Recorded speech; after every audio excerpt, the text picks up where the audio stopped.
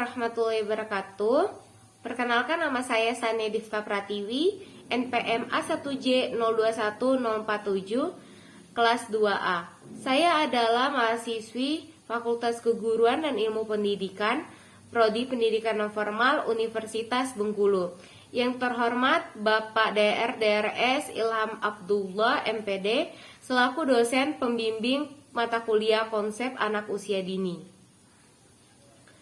Pada kesempatan ini, saya akan menyampaikan materi tentang konsep dasar pendidikan anak usia dini dengan judul Upaya Penanaman Nilai Karakter Kedisiplinan pada Diri Anak Usia Dini. Kedisiplinan pada anak-anak adalah memberikan pengertian akan mana yang baik dan yang buruk. Pendidikan disiplin perlu ditanamkan pada anak bahwa berbuat kesalahan tentu mengandung sejumlah konsekuensi. Untuk itulah fungsi hukuman dalam pendidikan anak. Disiplin merupakan perilaku nilai yang bisa dilakukan secara paksa dan bisa dilakukan dengan sukarela. Untuk anak usia dini, bentuk disiplin harus dilaksanakan secara sukarela dan melalui bermain. Guru, masyarakat, dan orang tua adalah faktor-faktor yang paling berpengaruh untuk mendisiplinkan anak.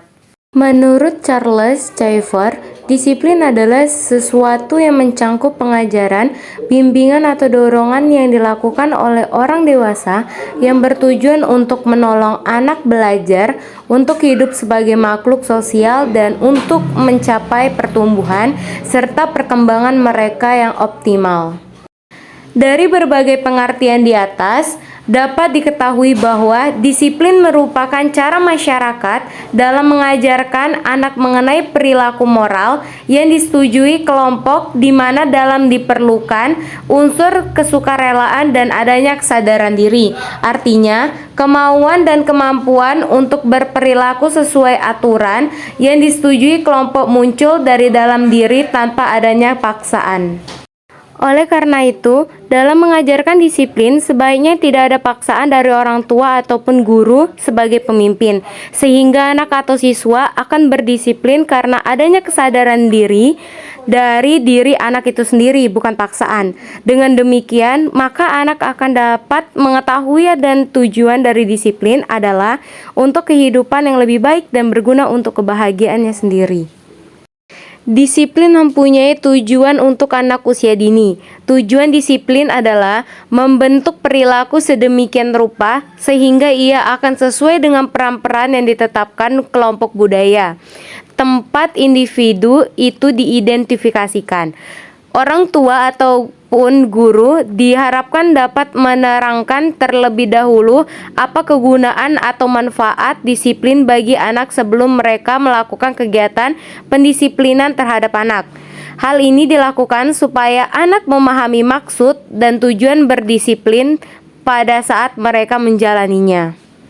Menurut Harlock, agar disiplin mampu mendidik anak untuk dapat berperilaku sesuai dengan standar yang ditetapkan oleh kelompok sosial mereka, maka disiplin harus memiliki 4 unsur pokok, yaitu: yang pertama adalah peraturan.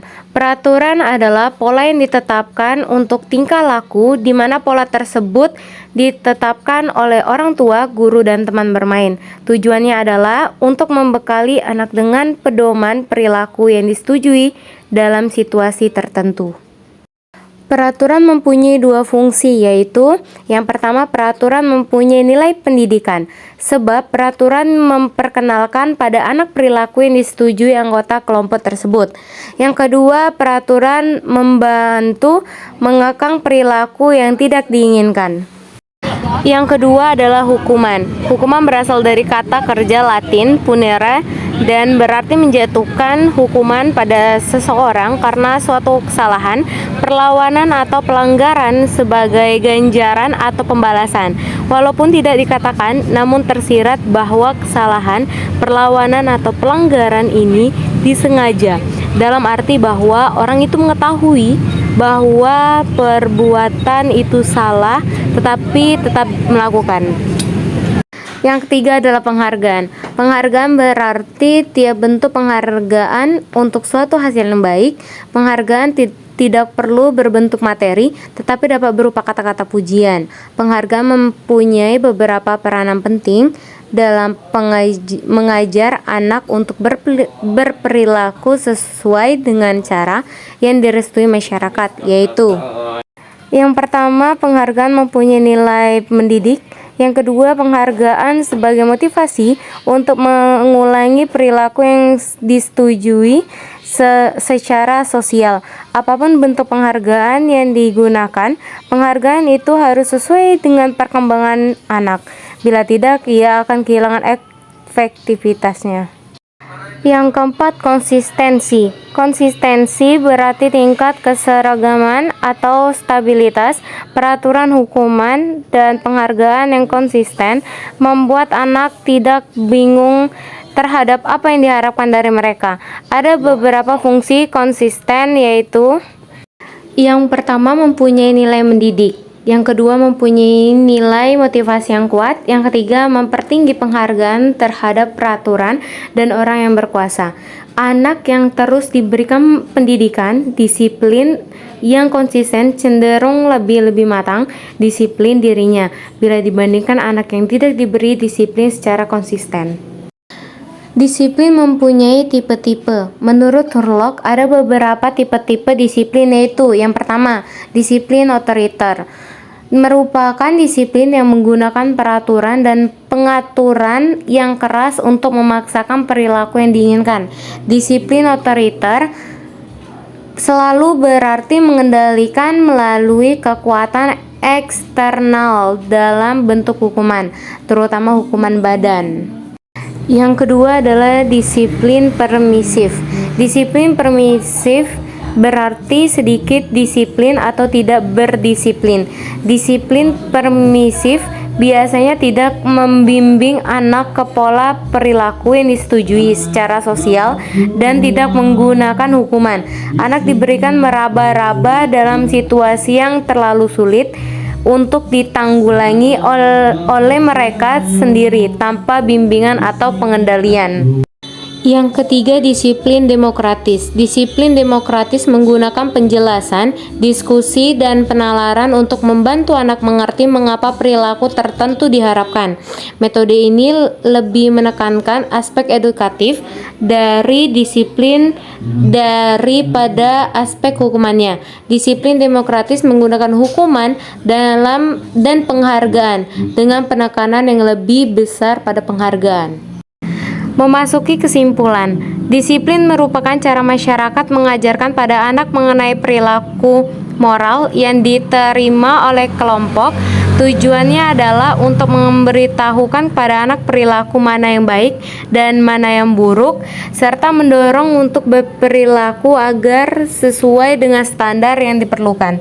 Hal yang diperlukan adalah peran para orang tua, orang dewasa, ataupun guru untuk bisa memberikan stimulasi dan intervensi kepada anak agar anak mengetahui perilaku-perilaku yang diinginkan oleh standar kelompok sosialnya. Disiplin dan hukuman bukanlah kata yang sinonim. Disiplin yang baik mendorong perkembangan anak-anak yang sesuai untuk mampu mencapai pengontrolan diri dan juga untuk menciptakan disiplin secara individu. Orang tua dan guru harus mempertimbangkan dengan baik bagaimana cara mengatasi tingkah laku anak. Orang tua dan guru harus berpikir mengenai kebutuhan anak dan tingkat perkembangan mereka dengan tujuan agar anak-anak bisa belajar dengan cara yang terbaik untuk mencapai pengontrolan diri. Disiplin merupakan pengajaran, bimbingan, dan dorongan yang dilakukan oleh orang tua, orang dewasa maupun guru untuk anak atau orang yang lebih muda. Melalui bimbingan, anak diajarkan serta diberi dorongan yang positif agar perkembangan dan pertumbuhan anak menjadi lebih optimal, baik dari segi psikis maupun jasmani. Yang perlu untuk diperhatikan bahwa disiplin yang diberikan haruslah sesuai dengan perkembangan anak. Ketika melaksanakan disiplin, anak yang tidak merasa bahwa itu sebuah paksaan dari orang tua. Orang dewasa maupun guru melainkan karena kesadaran dirinya sendiri dan anak itu sendiri mengetahui manfaat atau kegunaan dari disiplin, yaitu untuk kehidupan yang lebih baik dan berguna untuk kebahagiaan sendiri. Pada dasarnya, pendisiplinan dilakukan untuk menolong anak agar ia dapat belajar untuk hidup sebagai makhluk sosial.